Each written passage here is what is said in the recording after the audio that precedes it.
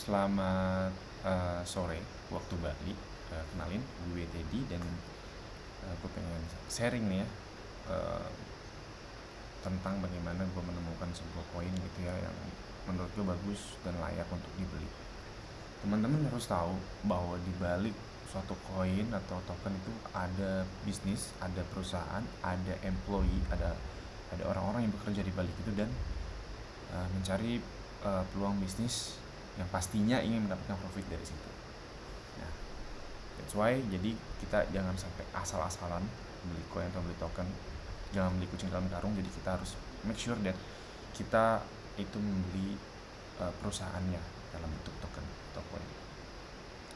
Nah, kita lihat dulu di sini Fear and Greed Index. Hari ini BTC ada di 24, yang artinya extreme fear ya, orang-orang takut untuk membeli. It's okay, no problem.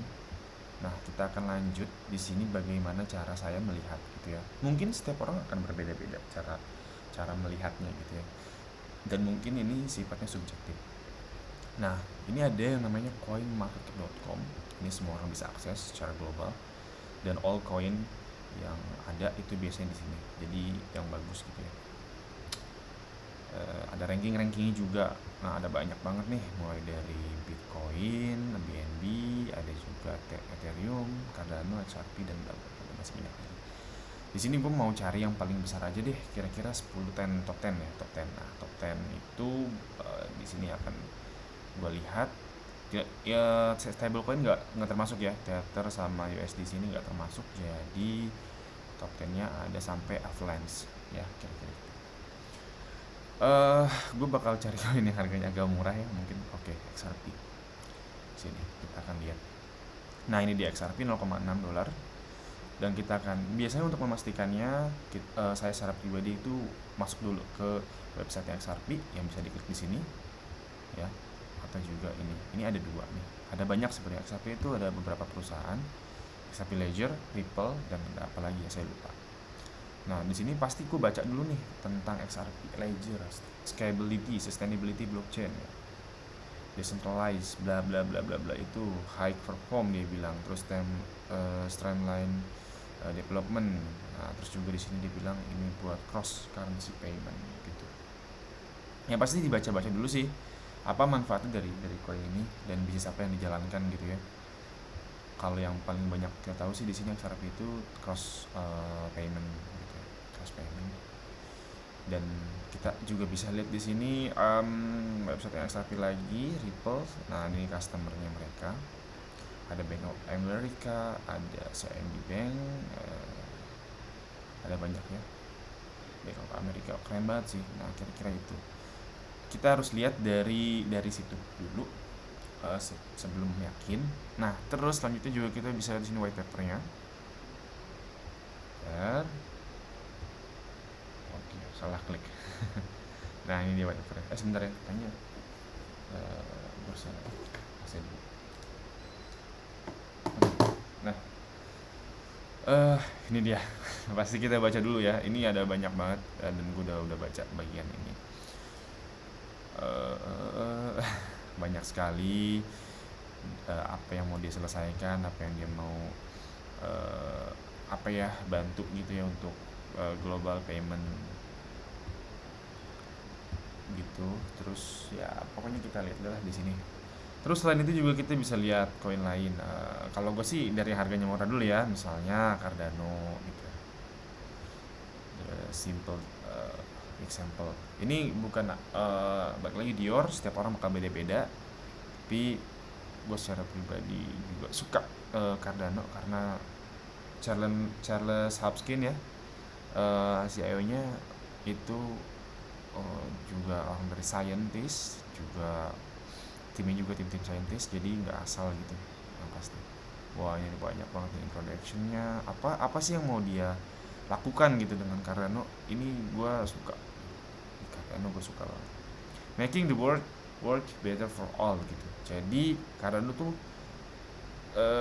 dia bukan hanya sebatas pada koin, tapi dia juga punya blockchain namanya Cardano. Lalu di sini dia punya use case nih, mana ya, gue use case-nya. Nah, ini dia use case atau koinnya itu, teknologi blockchain dia bakal bisa digunakan untuk apa? Ada untuk education ya di sini.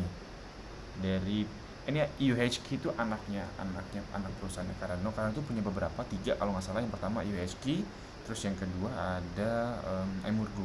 Emurgo juga ada nih di Indonesia, namanya Emurgo Indonesia. Ini untuk edukasi.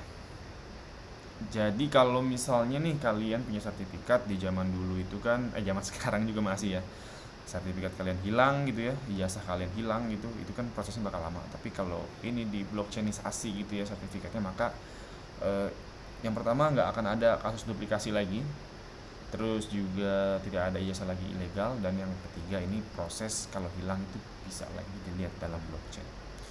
Ada retail nih, barang-barang gitu ya yang suka di apa tuh namanya KW, barang-barang KW gitu ya, ini bisa di scan gitu lewat blockchain, lewat si Cardano ini, untuk membantu mengurangi barang-barang ilegal. Bahkan untuk agriculture, contohnya supply chain tracking. Jadi misalnya ada case di mana kopi gitu ya, ambillah contoh kopi ini misalnya punya Starbucks ini kan jualnya mahal ya kan, mahal banget, mereka pasti juga untung dong dari situ. Sementara petani di sini, petani itu untungnya tuh nggak besar nih, nggak besar, sedikit banget, malah kadang merugi ya di tengah. Karena apa? Di tengah-tengahnya tengkulak nih. Dengan adanya blockchain ini bisa menghubungkan dan juga bisa lebih mensejahterakan petani, karena bisa lebih terhubung gitu dengan suppliernya langsung gitu. Dan juga bisa nge-track nih, ini kopi dari mana, kopi dari siapa, apakah asli atau enggak gitu, ini bisa lagi cek. Dan untuk government juga ini bisa. Yang terakhir sih ada di mana tuh voting itu pakai blockchain gitu, voting government gitu ya, pemilihan pemilu gitu pakai blockchain, dan jadinya kan lebih murah ya, proses juga lebih cepat. Dan kalau yang orangnya datang 10 ya udah 10 aja pasti pemilihnya. Tapi kalau yang sekarang kan kadang ada 10 pemilih tapi ternyata ada 15 surat kotak suara. Tapi ya itu mungkin itu hanya oknum atau itu jarang terjadi ya. Di Indonesia sih mungkin enggak ya, tapi mungkin ada di negara-negara lain juga. Contohnya juga ada nih healthcare gitu ya, obat-obatan palsu ini bisa di scan lewat sekarang ini.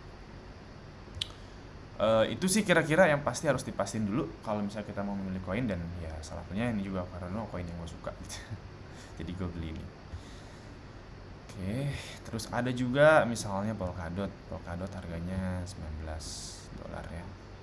Ya pasti gitu kira-kira teman-teman lihat websitenya, lalu lihat white papernya gitu ya. Kalau ada white papernya, ini parachain. Jadi untuk menghubungkan blockchain kan biasanya blockchain itu contohnya Ethereum gitu ya. Ethereum dan si Bitcoin kan nggak bisa saling terhubung ya, mereka ada masing-masing ada gap di tengahnya. Nah, si Polkadot ini berusaha untuk memberikan lintasan gitu ya, memberikan jalan supaya di blockchain Cardano ini bisa di blockchainnya si Ethereum itu bisa terhubung dengan blockchainnya Bitcoin, let's say seperti itu kasarnya. Gitu sih. Itu poin kecil ya. Terus juga sebenarnya gue suka nih sama satu koin ini, rankingnya berapa deh ya, coba kita lihat. Punya one. Tapi against ini kembali lagi kepada perspektif masing-masing ya. Harus Dior juga ini harganya ya, Harmony 0,1. Dia juga sama nih sebagai bridging antar blockchain gitu. Nah, bridge to all chain gitu ya. Yang tadi itu sama kayak Polkadot lah kira-kira kurang lebih. Ya pasti kita harus lihat dulu nih. Oh iya, sebenarnya dia lebih mirip dengan Polygon ya.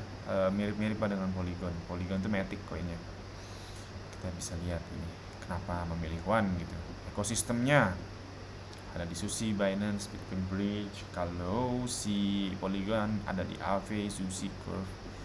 Lalu ada bridging fee gitu ya, dan transaksinya dia itu setahu gue lebih murah, cuma 0,0021 gitu. Let's say murah banget lah, itu cuma rupiahan aja, cuma perak-perakan aja untuk transaksinya. Bahkan uang 1M pun dikirim dengan One gitu, koin One itu juga harga tetap sama aja. Gitu sih dalam memilih koin. Nah, selain itu juga ada lagi di sini, kita buka trading view. Nah, trading view ini misalnya kita lihat BTC USD. Nah, yang pasti kalau ini sih sebenarnya orang-orang yang punya technical analysis gitu ya, orang-orang yang men ini dari tadi kelihatan ya, sebentar ya. Ya. Oke, lanjut. Iya, nah, oke. Nah, kira-kira ini, tapi ini kan untuk orang-orang yang sudah paham chart gitu. Tapi kalau gue secara orang bisnis, gue hanya akan melihat kira-kira koin ini mampu bertahan atau enggak, apa bidang usahanya realistis atau enggak, menghasilkan atau enggak, lalu ada buktinya atau enggak, roadmapnya ada atau enggak, dan white papernya ada atau enggak, kira-kira gitu. Dan ini gue menerapkan sistem DCA untuk ini ya. Untuk ini gue akan selalu menerapkan sistem DCA. Oke. Apa lagi ya untuk pemilihan koin? Kira-kira itu sih paling hal-hal yang menurut gue itu penting gitu. Ya mungkin kalian yang baru bakalan bingung gitu. Apa sih tadi ada blockchain? Apa sih itu bridge gitu ya? Simplinya teman-teman bisa belajar dikit-dikit ya, karena gue juga kalau ada kata-kata yang nggak gue tahu, gue biasanya searching di internet, apa itu bridging, apa itu NFT, apa itu blockchain gitu. Simplinya sih kalau blockchain ya teknologi yang membantu membackup dari si koin atau kriptonya itu. Nah, terus di blockchain itu juga ada macam-macam, ada blockchainnya Ethereum, ada blockchainnya Cardano, ada blockchainnya Solana, ada blockchainnya Bitcoin gitu. Yaitu bisa bahasa pemrograman sebenarnya, tapi bisa dicari sendiri. Oke, mungkin dari gue gitu aja. Thank you banget udah tonton video ini. Kalau ada pertanyaan silahkan tanyakan di bawah. Thank you ya.